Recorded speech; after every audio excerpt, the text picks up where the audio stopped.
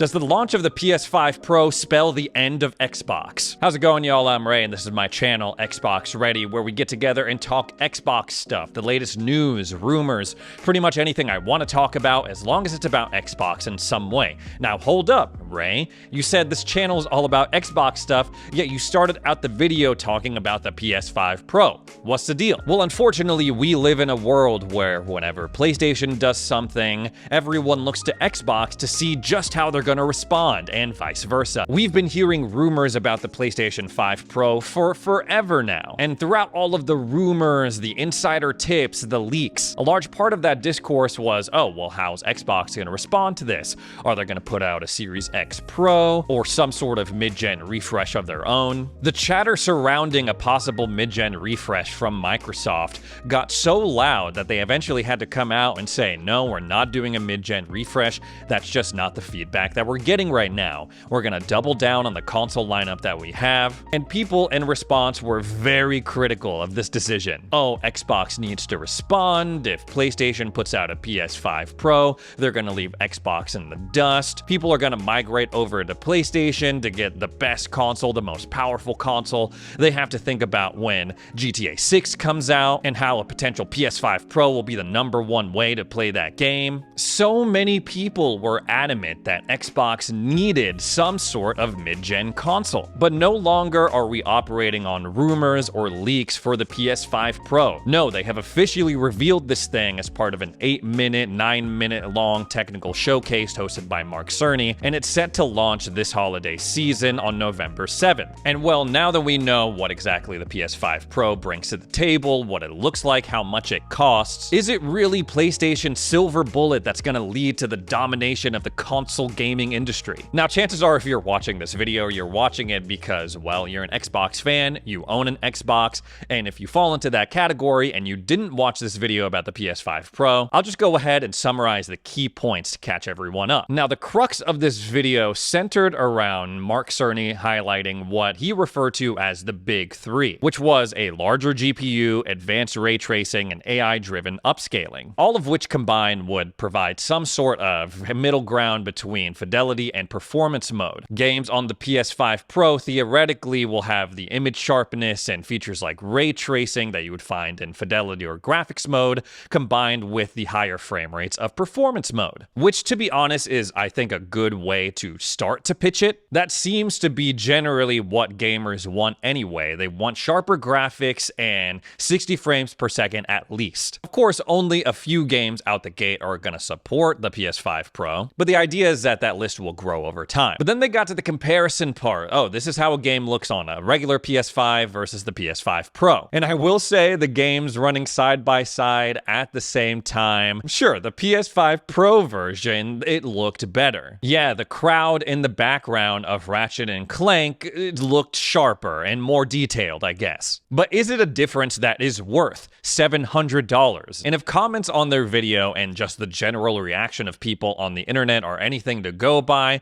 it is a resounding no. $700 is crazy. And honestly, it makes me afraid of the eventual price increase that we're going to see for the next-gen consoles, the PS6 and the Xbox Next. If PlayStation has the audacity to release these super crazy expensive accessories like the PSVR 2 and the PlayStation Portal, and then follow it up with a $700 console, how much is the PS6 going to cost, man? Are we going to be inching towards $1,000 gaming consoles? That's crazy. Like, at what point do you just say and say, I'm going to build a PC? Now, I really do not envy the marketing team that had to put this thing together, because they're trying to pitch the $700 machine, but using examples of games that have been out for a couple of years, games that were made to be played on current gen hardware. Some of the titles are even cross-generational, like Horizon Forbidden West. You could play that on PS4. They really could have benefited from having some, I don't know, new games to show off the power of the PS5 Pro. This thing also doesn't come with a disk drive. That is sold separately now. Now, when they did that whole modular design for the PS5 Slim, it seemed like a good idea. But now it's just looking really annoying. It's like, I used to get a disk drive with my console, no matter what. Now I gotta pay extra for that. Now they're trying to be like Apple and charging people for stuff that used to be just expected. Not a great look. If you're Phil Spencer and his team, you really gotta be feeling vindicated right now for staying pat and saying, no, we're not gonna do a mid-gen refresh. Just over the past couple of weeks, in this weird twist, it seems that Sony, PlayStation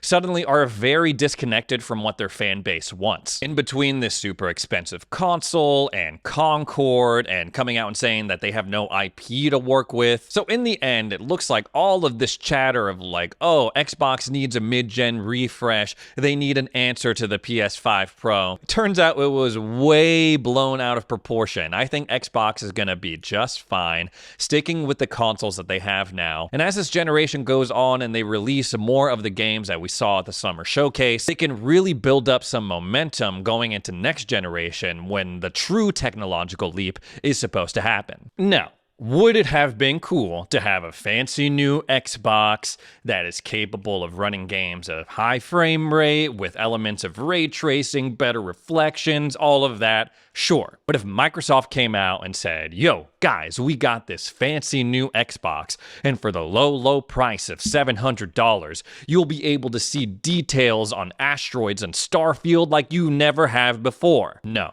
Just no. If 60 FPS high frame rates are important to you, the Xbox Series X should serve you just fine until the next generation. Sure, a couple of years ago it had some blips, but it's performing really well, especially with these newer multi-platform games like Space Marine 2. And this isn't really getting talked about, but when Alan Wake 2 launched, a game that was featured in this PS5 Pro showcase, people pointed out that it was notably better performance-wise on the Series X versus PlayStation 5. Everyone seems to be collectively laughing, making fun of Sony because of the $700 price tag, but in my opinion, this is something that we all should be worried about. The focus is on Sony, PlayStation right now, but Xbox, they're no stranger to questionable pricing decisions. Let's not forget that the Galaxy Black 2TB Series X is priced at $600. And as a reminder, it is literally just a Series X with more storage. If they're willing to tack on $100 extra for a regular Series X, how much are they going to charge for the largest technological leap in console generation history? But in a way, I get it. PC people know this. If you want better graphics, you gotta pay the toll. You gotta pony up for a better GPU, more memory. So yeah, maybe it is a little naive to expect that consoles are always gonna stay in that $400 to $500 range, but it's just terrible timing. Everything is getting more expensive. People have less and less money and disposable income. It just sucks. But depending on who you ask, PlayStation pricing the PS5 Pro at $700 is Xbox's fault. According to Ampere Analysis, the reason that Sony, PlayStation, they're comfortable with pricing this thing at $700 is, well, they know that there are people who really love PlayStation, who are going to want a top-of-the-line experience, who are going to pay for it anyway. Yeah, I mean, tech definitely has a lot of people like that. There are people who spend thousands every year on the newest watches, whether they are Android or iOS supported or a new iPhone. But apparently it's also because they have no direct competition like they did last generation with the One X and S. So even when PlayStation comes out, pisses a bunch of people off, somehow, some way, it is Xbox's fault. What? Cloudy with a chance of rain? This can only be the work of... Morning, Turner! Dinkelberg. All jokes aside, though, we're really starting to see the vastly different paths and strategies that PlayStation and Xbox are adopting at the halfway point of this generation. Sony is doubling down on hardware. They keep pumping out these accessories, these new consoles. This is what, the fourth iteration of the PS5 that we've seen since 2020? The standard PS5 with the disc, the digital PS5, the PS5 Slim, and then now the PS5 Pro. Sure, you can kind of say the same thing about Xbox because they keep releasing different versions of the Series X and S, but it's clear that PlayStation is going with a more traditional console gaming approach. They're betting on hardware, whereas Microsoft, Xbox, they don't really seem to care or be too heavily invested in the console wars anymore, hardware-wise. Lately, it seems they're making a huge bet on software, their games, porting them over to other consoles, Game Pass, cloud gaming. It'll be interesting to look back on all of this in 6, 7, 10 years and see who made the right decisions. I feel like Xbox could have handled this news in one of two ways. Number one, they could have adopted kind of what PlayStation did and the PS4, Xbox One generation, where they came out and had this really aggressive marketing campaign saying, oh, we would never make you buy a bundled-in accessory in order to get one of our consoles. We would never have these crazy DRM policies. Xbox really could have taken advantage of this moment, come out and said, hey, yeah, we would never charge you $700 for a console. You don't even need to buy a console to play our games. They could have seized the moment and positioned themselves as a consumer-friendly, chill brand. Or they could have said nothing, option number 2, and just let everyone be mad at PlayStation and Sony. But this is Xbox that we're talking about, and while everyone's eyes were on Sony and the PS5 Pro, they rolled out Game Pass Standard, which is the new middle tier of Game Pass. It's not console Game Pass anymore. This is something that we've known about for the past couple of weeks, months. We know that in Game Pass Standard, there's no longer going to be any day one editions. I was under the impression that was referring to day one first-party editions, but apparently it's not. It covers all day one editions, or at least that's what people are thinking, because a bunch of games have been removed from Game Pass Standard now that it's changed over. Before I say anything else, if you are a long-time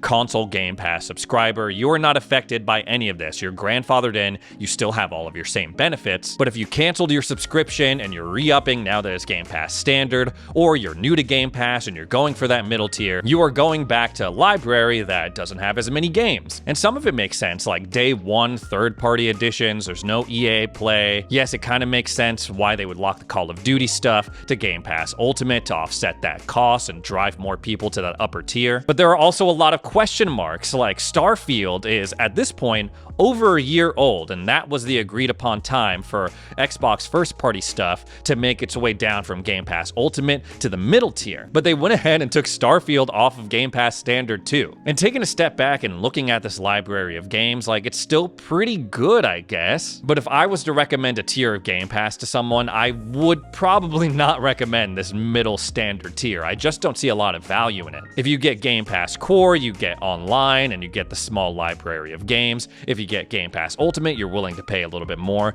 You get access to everything. But that middle tier is looking a little questionable, especially after those price increases that rolled out not too long ago. They're essentially asking people to pay a little bit more for, well, not as much content. Anyways, guys, that's all the Xbox stuff I have to talk about today. Thanks so much for joining me for another edition of Xbox Ready. If you made it this far into the video, consider subscribing. Help me on my journey to 200,000 subs. Thanks again for watching, and we'll see you in the next video.